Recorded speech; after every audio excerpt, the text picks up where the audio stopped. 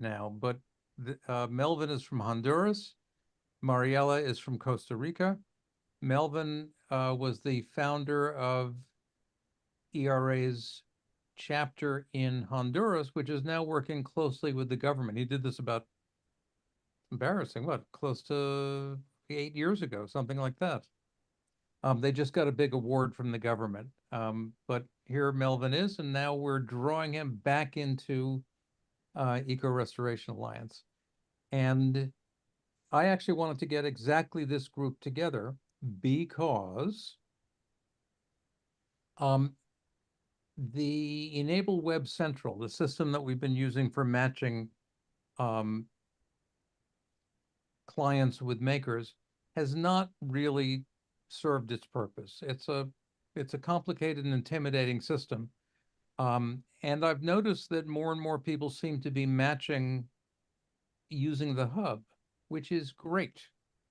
For a while, we were exploring the possibility that e-NABLE France's system, which is sort of a very manual matching system with a web front end, might be something we would adopt, but they have declined the invitation. Building a lot of technology around this thing is actually a big problem. I can name 20 companies that try to come up with systems that will match the right people with the right people. And it occurred to me recently that, in some ways we may have what we need in the hub if we could add to it someone with medical expertise to keep an eye on things, people with 3D printing expertise, that would be Melvin, and people with sort of social work and advising expertise, and that, I believe, includes Mariela. So what I wanted to talk about in this meeting was the possibility that we try to build some structure around the interactions that go on in the hub. And when people say, so how do I get involved? We send them there in a way in which it's obvious to people who are not necessarily techies, but potential clients, that they have found a community that's eager to work with them, that we have professionals of several sort who are going to keep an eye on it, and then try to let the community do its own matching, but with us monitoring, advising, intervening if it looks like the wrong people have stepped up to volunteer, and tracking so that we can once again make an attempt to try to keep track of what happens when devices go out to people. And, Tainara is relatively new to ERA, but she's been with us for probably over a year now. Melvin and Mariela have been involved for quite some time. Sarah is here and is sort of our, keeps an eye on the hub. I just wanted to open up this possibility to you guys and see if you thought that could work. And so I have. Now we discuss. John, I have a quick question, and Sure. I'm sure if it's just your brain trying to switch from one to another, but you keep saying ERA, Eco Restoration Alliance, and we're right. That's terrible. That's terrible. It's no, just wanted to confirm if it was me or if it was your brain or mine. No, it's mine, sadly. Okay. Okay. So e-NABLE. Just do a global replace e-NABLE for ERA. Okay. Yes. All right. Thank you. Yeah. Yeah, I think for starters, for me, I do like the idea of working upon the tools that we have instead of trying to start from scratch on what we're trying to approach. I think if anything we've learned is that it's never a good starting point to go from zero if there's already work being done with people that have the same intentions in the past. So right. I think for me, from a technical standpoint, that's where I want to start. One of the challenges I do have from last meeting, John, is I'm getting my hands on the design that you mentioned, just overall technical viability of all the designs that we currently have. I think I'm trying to get that feedback from the team in Honduras, what has been working for them, what has been the challenges that they've been having.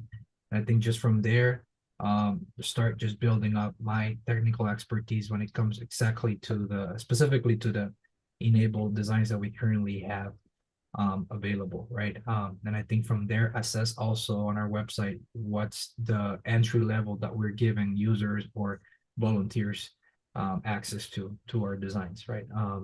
So I think as far as commitment goes, that's one thing that I'm currently having on my list of things to do. I'm expecting to, if I can put a date to it, to commit myself to get back up to speed on that within the first quarter of next year.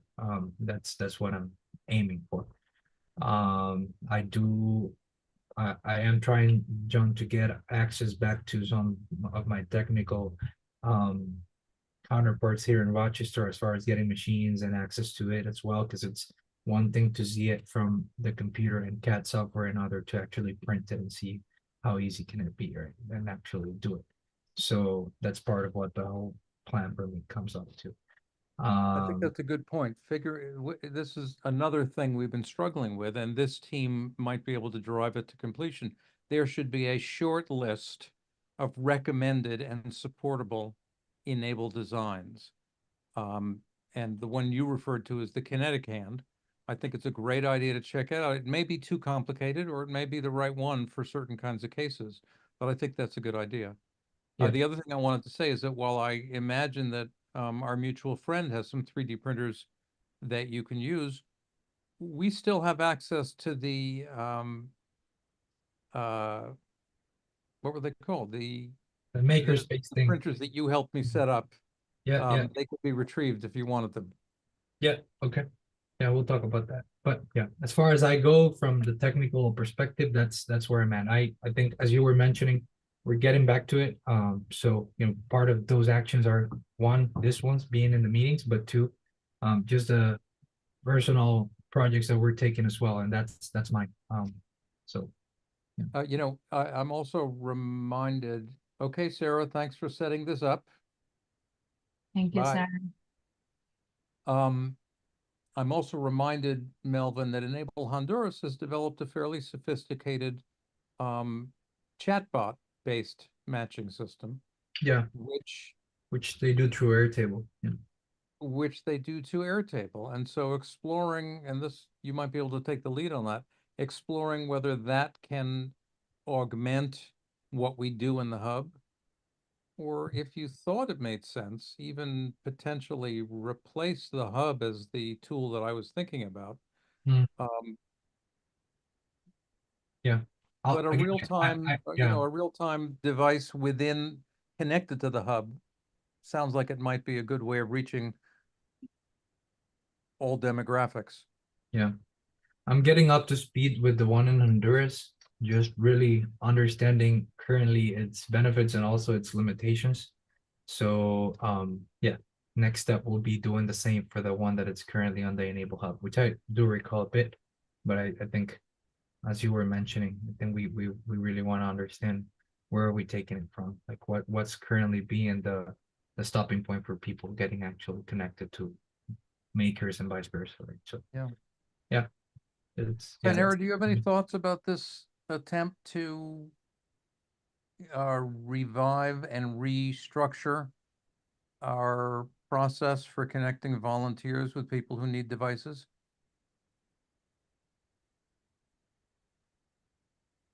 You can repeat, please, John, because here it's a raining day, so it's difficult to listen. That's okay.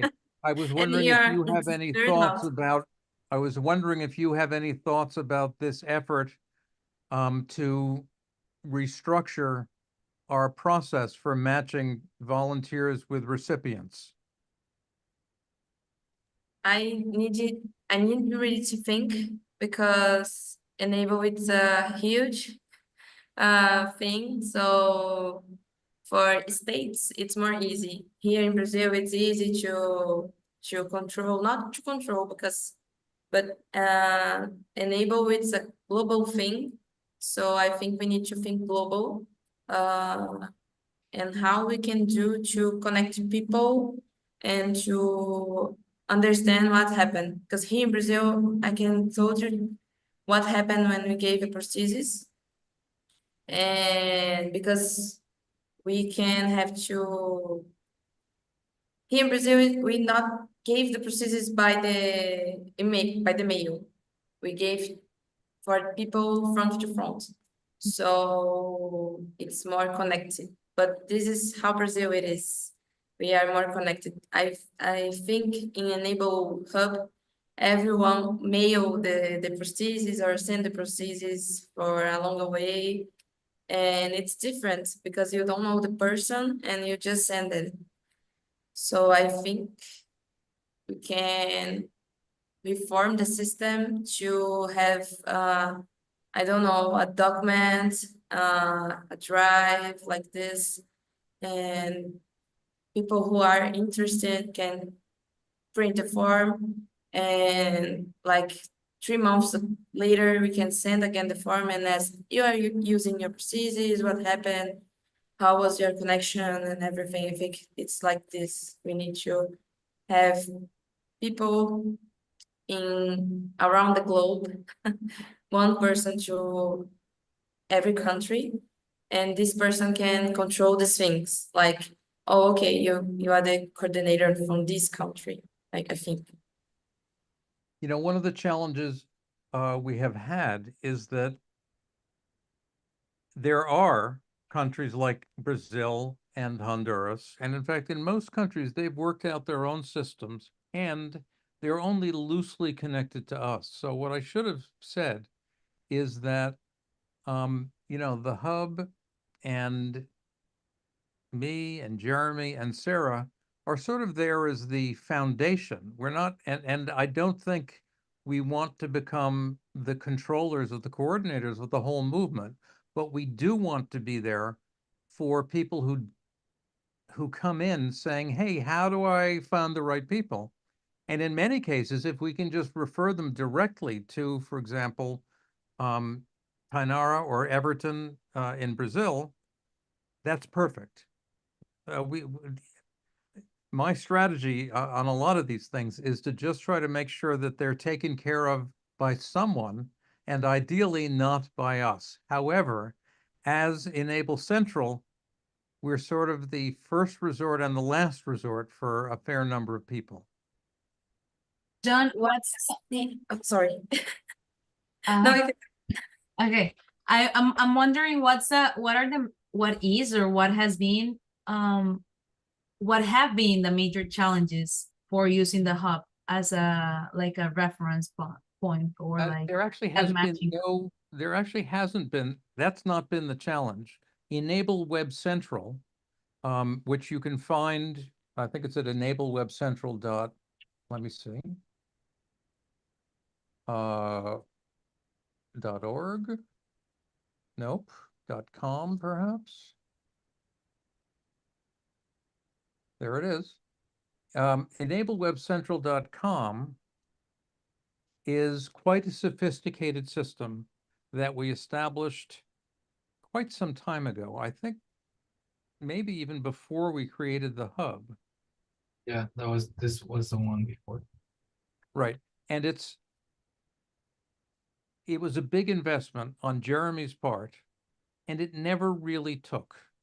It was, you know, one of these grand technological visions, but user interface design and the matching to the community is a really mysterious process. And this turns out to be fairly high maintenance, and the people who developed it using technology that we're not currently very good at have moved on. So that's been the challenge, is that we had, you know, a whole database which was meant to solve lots and lots of problems, but it actually didn't solve any problems. So here are the problems that need to be solved. People who say, hey, I know someone who needs a hand, or I am someone who needs a hand. How do I find someone to work with? Secondly, people who say, I'm all dressed up and ready to go. I've got a 3D printer. I want to help people in e-NABLE. How do I find something, a way to contribute? And the other problem it was meant to solve, which is still an unsolved problem, is who's getting devices and how are they working out for them? The follow-up is the issue. And the fourth problem it was meant to solve was, are we confident that the right people are working with the right people and doing the right things? And so having someone like Tainara, who can look in on the medic, just make sure that, for example, they're not giving a device to a 3-year-old child. They're not, they're actually doing customization and assessing the customer's needs. And I've lost track of how many fingers and what they represent, but tracking is the other thing that's supposed to be handled. And so those are our requirements.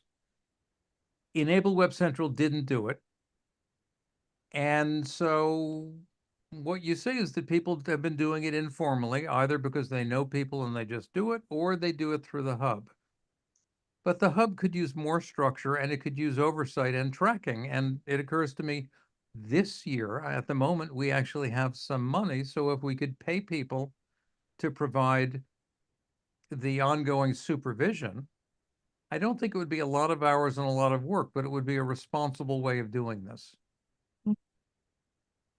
Yeah, I think I got it from my standpoint. What's the challenge? And let me say, Tainara, I know that on the one hand, you work closely with e-NABLE Brazil. I know that you work closely with e-NABLE Brazil and they have their own process. I wouldn't want to break or intrude on that process.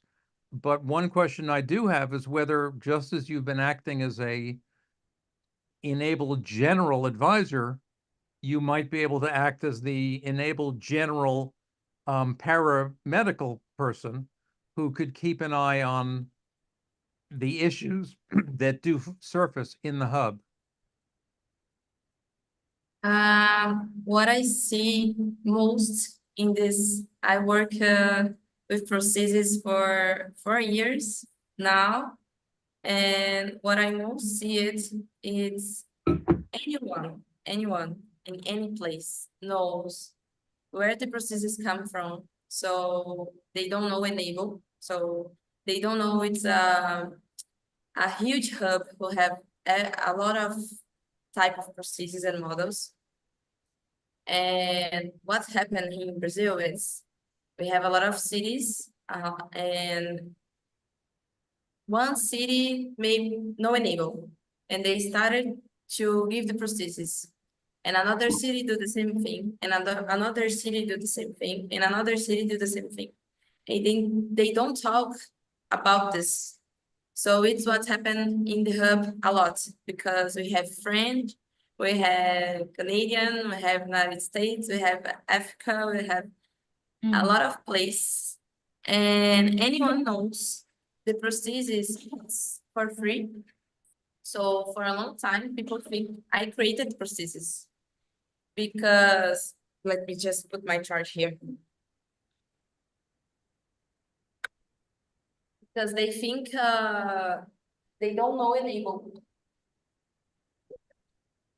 So what I try to do in my meetings, in my medical meetings, it's talk a lot about e-NABLE and where the models come from, and they are for free because sometime here in Brazil, I know have one person who sell the processes. And nowadays I talk about it's not selling, it's just giving to people. You can sell your job, your rehabilitation, your expertise, but not the prosthesis. The prosthesis is for free. And a lot of people don't know e-NABLE. So I think what's more necessary, it's e-NABLE become more knowing from the world, because the prostheses are knowing, but the e-NABLE, it's not knowing. Anyone knows John School, and for me, you are a big man here in Brazil. So because you created the e-NABLE hub and a lot of things, but a lot of people doesn't know. They know the e-NABLE the prosthesis. I have a prosthesis, and that is. And a lot of people in the events we have here in Brazil, they print the processes just to show exist processes, but they don't know where that come from. And I Interesting. see that a lot. So I So we- think we- for first, we need to think about enable be knowing, not the processes of just one, but enable thing, like here it's where come processes, here it's the people who makes these works and everything. But I don't know if I'm from Brazil. I don't have a great English, but I hope I can spread my word here. So sorry so for any. That's actually a pretty interesting description that, if I understand what you're saying, the connection between the devices and the network has gotten weak and it needs to be strengthened. Yeah, just Okay. visibility of the backstory of what people are looking at. And I Well, think, that's, and it's okay, an then let me interesting- just say that is partly because, as I demonstrated at the beginning of the meeting, these days I'm spending more time on ERA, on the Eco Restoration Alliance, than I am on e-NABLE.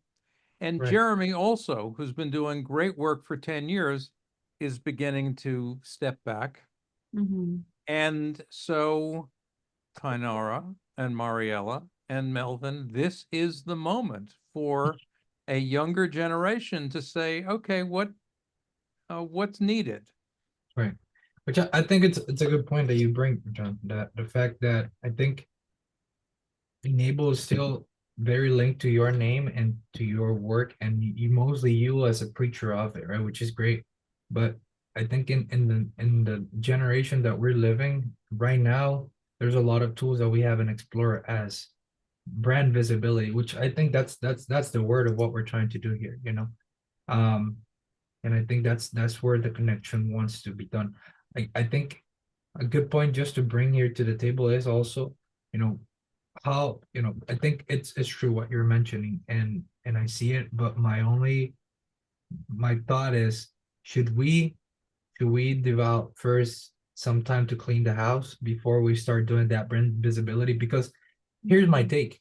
I know we have the resources, we have the content, we have the data, we have the talent to be able to bring the name again back to a good visibility point.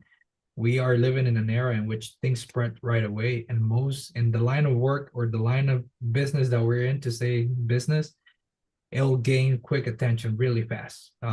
Just because we've had partners in the past that will be willing to go back into that same route, et cetera, et cetera. So I don't see that as a problem. I think when the time comes, it's just going to be a matter of us putting the puzzles together. I know that we have, you know, companies that we've collaborated in the past that will be willing to help us do a whole marketing scheme of what we want to be able to send to the world and say, hey, we're back, right? But I believe that before we do that, we need to clean the house. And I think more than cleaning the house is just, again, putting puzzles back together, because I think they're there. Finding out what we're gonna do once we start getting back that traction. Like, just think about like when this whole thing boomed back in 2016, there was very limited 3D printers and people that were tech savvy also that were willing to get in on. We are in the era of technology right now, and you know, I bet you that the percentage of people that now have access to a 3D printer from back then has triplicated at least, right? Yeah, so that's my concern, right? If we go first into the let's get visibility again, we're gonna I feel it's gonna fail miserably, and we're not gonna be up to the expectations to be able to get back, like to funnel all that Well, those that's right. people, And resources and attention that we're gonna get, right? So I think it's like opening it's opening like a faucet, right? Like we gotta be ready to open the faucet once we think like systematically that it's going to be appropriate, right? And I think that's where we can start it. That's where I think with the resources that we have right now, with the team that we have right now, we can do it in a micro scale to then when we're ready say, okay, let's open it up, right? And start going macro and finding people and And I think people are gonna be there. That I don't have a doubt. You know, people are gonna be there, but we gotta find out first where we want to have those people at and what we want to use that people for. Mhm. You know, one of the reasons, so actually, there's another person who could have come to this call, Madison Bondock in Washington, D.C., is now organizing outreach to trying to remember the name of the organization, several organizations and North American organizations that deal with people with limb differences and people who are interested in assistive technology. We haven't done a great job of outreach, and as you know, in this country, we have lots of volunteers. We don't have a lot of recipients. The main reason we don't have a lot of recipients is because we haven't really sought them, because we weren't really confident we could accommodate them responsibly, which is why I think this matching and oversight system is one of the things we have to clean house on near term. There's no question that the hub and enabling the future could use rebuilding and so on. But frankly, they give the impression, I think they still give the impression that there's something here. It's just that it's very confusing what it is. Yep.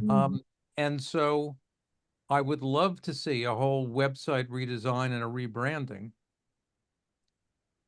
But that's a big project. If you are prepared to lead it, then actually we have the money and the funding that could support that effort. Yeah. But neither Jeremy or I have got the appetite or the time to take that on right now. And I don't think so either that you guys should be the ones leading it Well, either. and that's right. And we're not the right people to do it. Yeah. That's right. I do think that you, Yeah. who I'm talking to, could be the right people. I don't know if you have the capacity for it also. If you do, then we should certainly think about that. If you don't, frankly, I think that just filling the matching and oversight gap would allow us to grow incrementally, even though what we have needs house cleaning. I truly believe we have the resources, John, right now to start at least in the first phase developing what we're looking for. This what I mean with this is I don't think right now our priorities should be to redesign anything or to create new things rather than really figure out what's the scope of what we have and what it can do, right? Because I think we haven't seen its full potential actually being used. And I think the moment will come once we start in that first phase of seeing an influx of new people, new volunteers, new recipients to say, okay, this is what right now needs our attention and our funds to start developing. And I think that's when it comes back to what I was saying before. I think that's the moment in which, with the attention that we would have at that moment, will be the perfect time to say, hey, you know, volunteers looking for this. Okay, here's really what's next, right? And this is what we need to focus on. And again, I think this comes from lessons learned, right? Like one for us from Guala was exactly that, right? Like you have the big boom in the news and people and attention and people wanting to help and stuff, and you find yourself, you know, blank, not knowing really what to put those people to do, not knowing how to justify those funds either. But you have all the willingness to do things, right? And I think that's, I feel, where we don't want to fall again, right? Like right now, we want to seek, like we want to be ready again when those funds come, when those people come to say, okay, finally, you know, here's, you know, this is what we were expecting. Wow, we exceeded it, right? Instead of the 100 people that we were having on the planning phase to capture on this new phase, we got 150, right? And that will be a great challenge to have at that point. So I think bringing it back to real action points, to your point, John, I think for Mari and me, one thing that I want to propose is I just want to sit down with Mari and perhaps Dainara will want her input here as well. Just sit down and I think putting it in a micro scale from what we envision that Walla would have been when it initially exploded, and then see how that scales up to the global perspective that Dainara was mentioning. And I think from there, we can start gathering insight from other chapters, especially specifically the ones that we currently have right now access to, like the one in Brazil. And I think there's other key people that we might want to reconnect as well. Sure. You know, yeah, just Mark? yeah. Melvin, are you willing and able to lead that charge?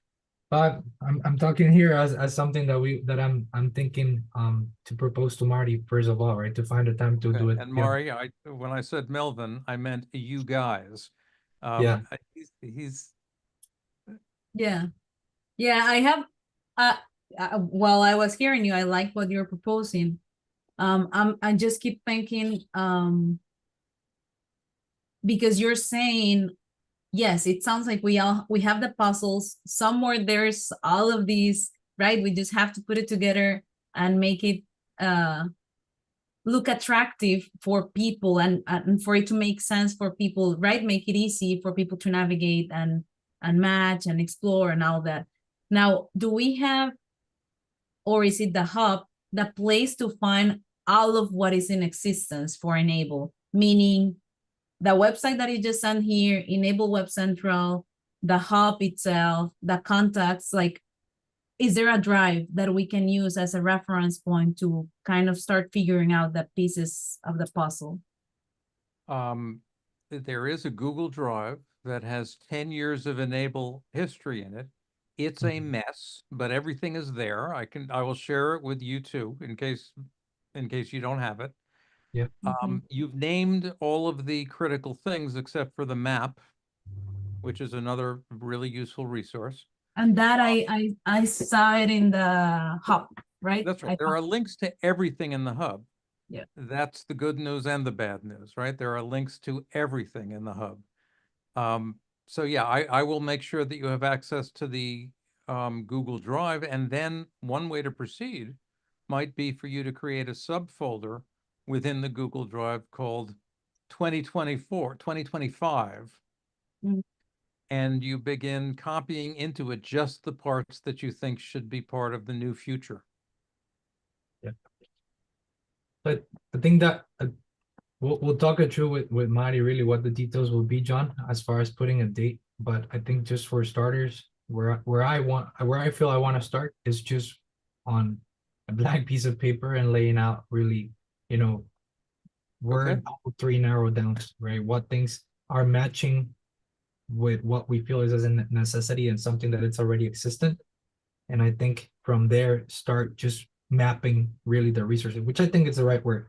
And I think I saw you once doing this, like just putting the big map together of, you know, what the organization right now looks like, right? Are the challenges, what are the resources that sometimes, you know, we just as you just were saying, you know, there's 10 years worth of innovation, You have a lot of trees. We need a ideas, fresh look at the forest. of volunteers, of resources.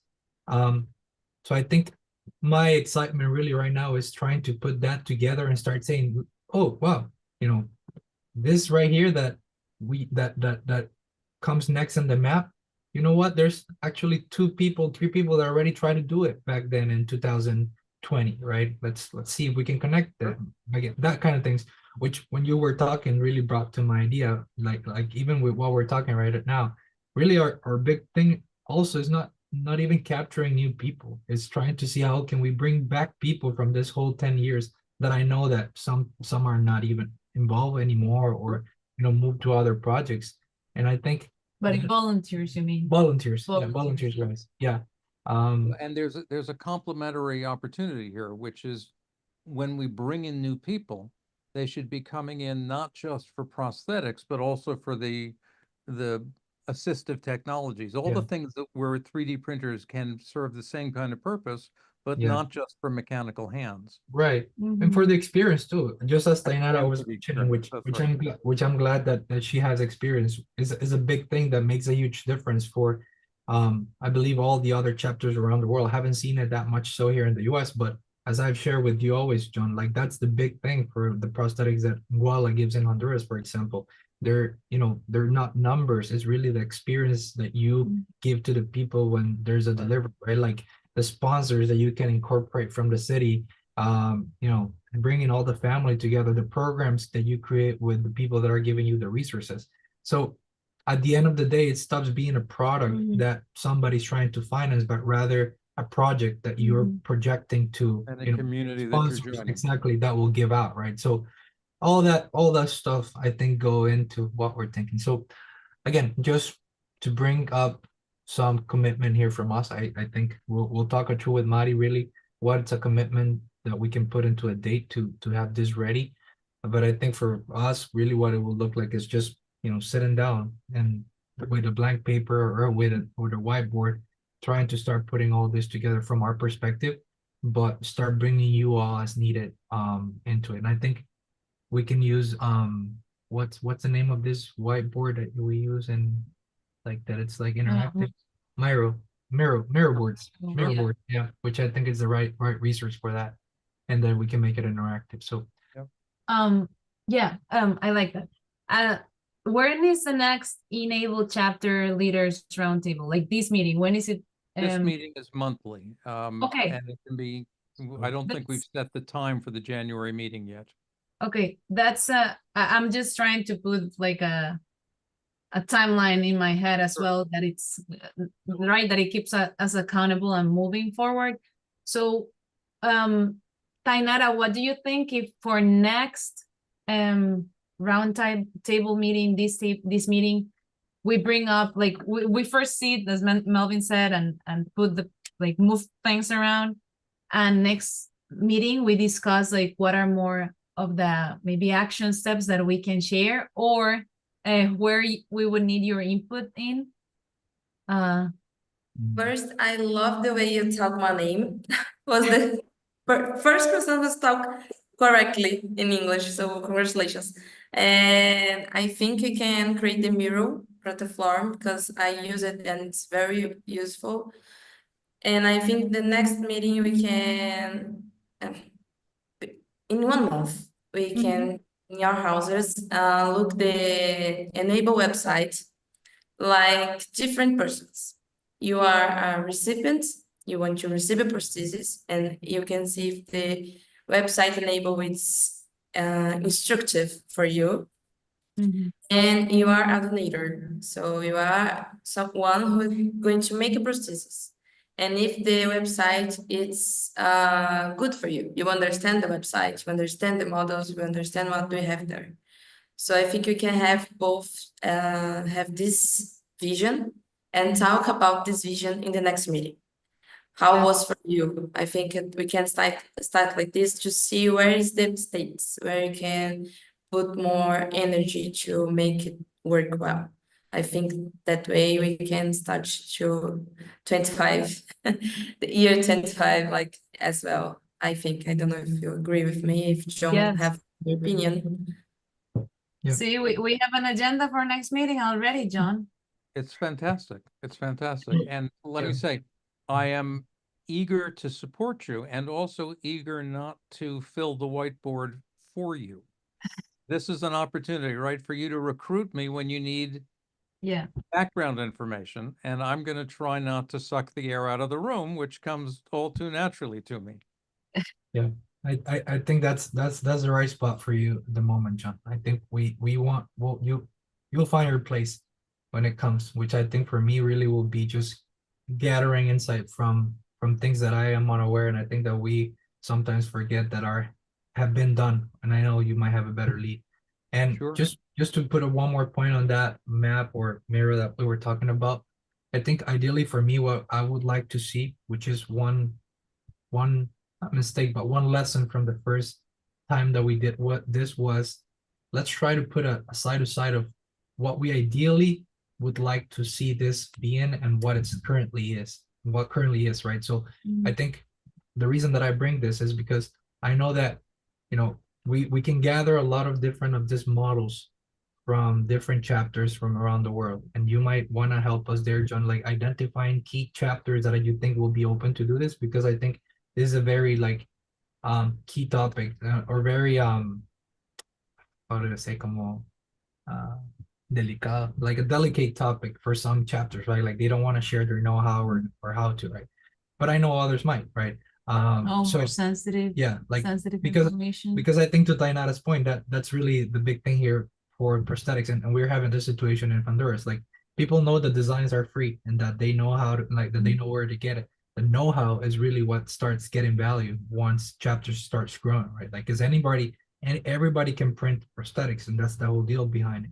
But the know-how on how to make it so that it works and that it's sustainable and replicable, that's really what starts getting value. And that's why some people charge stuff, some people don't charge, et cetera, right? But anyhow, like what I wanted to say is that I think we want to get we want to map those models that are working, but sometimes heavily deviate from what ideally we would want them to be, right? And I think when I say ideally, one key aspect that I always see missing in this process is the medical aspect, right? And which is the therapy part, the occupational therapy part, the physical therapy part, which I think it's at the end of the day what restrains a lot the follow-up on this prosthetics, right? So I'm just mentioning this so I don't forget, but I think that's one key thing that we want to see in our theoretical model, right? Like how are we incorporating on this second shot, if we want to call it that, the medical model in it, right? In a way that I think from which I know, John, you can give more insight on this, but that was the big challenge or debate when we like e-NABLE start going out, right? Like this is not just engineers, nerd guys trying to do prosthetics, but rather how are we making this second shot a true collaboration with the medical field, right? So that we are a resource for people in the medical field, not rather obstructing them. Well, that's right. And other countries have done, including Brazil and Honduras, have done a better job of that than we have. Not just because we're less competent than you, but also because the U.S. health system has made it has made it harder. Yeah. But you're quite right. It's something we have to do something about. Right. I want to point out that Safe Savage and Jennifer Mankoff did a study comparing 5 or 6 different prominent e-NABLE chapters around the world, looking at some of these cross-country issues. I'll find that paper momentarily and share it with you.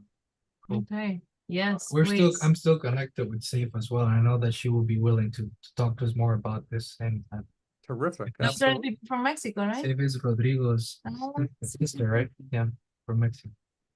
Okay. I think that's enough to commit for my side. Yeah. Get out while you can. Keep it real, yeah. Mariela, were you going to say something? I was just gonna ask Melvin if this is the right moment actually to share an update about Honduras WALA. Absolutely. Um, That's the usual purpose of this meeting. say that this is the chapter. Oh, well, leaders yeah. meeting. So the whole, part of talking about those models as well. One model that we brought initially from WALA was that whole collaboration with the government, which I think it's a whole other big deal, just as we were talking about with the medical sector, right? Like that's eventually a point of intersection for this chapters, right? And I think we've seen those interactions in different ways in different countries. For us in WALA, I think we found both that interaction within the medical field and this interaction with the government. So updates is that model in Honduras hasn't, though it worked for the past 2-3 years, there's some lessons that we're more than lessons, some consequences that we're seeing from that model currently, right? I think we can dive into them deeper in other meetings, but I think just to Marila's point, they're definitely key aspects that we want to incorporate into these models to make sure that that they're sustainable and that we can also make people take care of themselves from the chapter standpoint, right? Long story short, since all governments also have different priorities and they're looking for different things, the government that currently is right now dealing with the Honduran chapter ended up having some miscommunication on some purposes and some goals, and ends up leading right now to some legal stuff happening, right? Which is unfortunate. And separation. And and eventually right now will lead to a separation of them working together, right? So it's unfortunate. But there's a lot of lessons to learn from Yeah. them, and I think that's So kind of the stuff that we that- want to pack You're into it. being a little diplomatic here. I think Yeah. what Yes. you're saying is Oh, that more- A lot, More a than lot of challenges but more than to say. diplomatic, I'm just trying to be careful with how I'm saying it too, because there's Yeah, legal sure. going in it too. But I'd like to hear Mariella's description. It's a rough lesson that the team in Honduras is learning, but long story short, it's not quite a good model to use. At least it has been demonstrated so in Honduras that working with the government, yeah, there's a lot of besides bureaucracy, there's a lot of um Double intentions that are. doubled intentions, but also like a lot of play pretend, like putting the pretty face in the news, and this prize that they won, yes, and they demonstrate like all their support, and then when it comes to work and other maybe No, I understand. Yes. yeah, they were not nice with the team in Walla in Honduras, and then of course people who were working there in Walla got tired, and eventually they resigned to their position. They left, and that led to other complications. So as of right now, I can share this because this is a safe space to share in chapters updates. But Well, right now, let's be clear. This is being recorded and typically goes up onto YouTube. okay. So yes, there are some legal complications happening right now. All right. I'd Um, love to know more about it. Yes. But yes, this is indeed an important aspect of what we do. Governments have their ways of doing things. Governments that change, and the United States is going through this right now, are a risk factor, not just an asset. mhm, And as an international network of volunteers, this is indeed the challenge, is how do you sort of, on the one hand, relate to the powers that be, and on the other hand, not get tied up in their nonsense. Yeah. Yeah. So I feel your pain. I look forward to the backgrounder, Yeah. but I'll also congratulate you on your recent award, even though I understand that it turns out to be the tip of an iceberg that's also tumbling in the water, right? Is that the picture?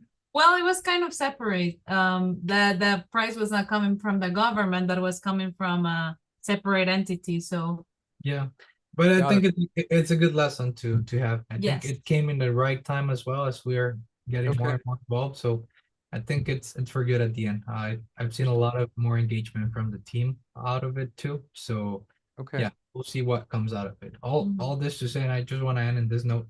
I think it's doable.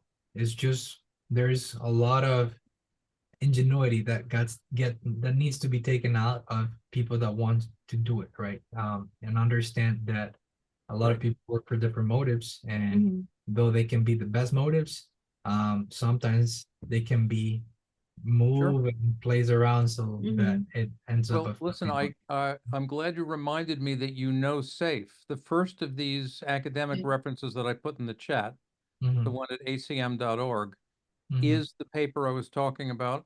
And she's a powerhouse. She's a big man. You say I'm a big man in Brazil. She's a big man in the international scholarly arena. Yeah. And she continues to do really interesting work on exactly these kinds of issues. And of course, she's a fluent Spanish speaker like you. So reaching out to her would be great. Yep, Mhm. sounds good. Will do. All right, Okay. that's her 20 Thank cents. you all. See ya. Thank you. Nice to meet you guys. Me too, Tainara. Take care. Bye bye. Thank you. Bye.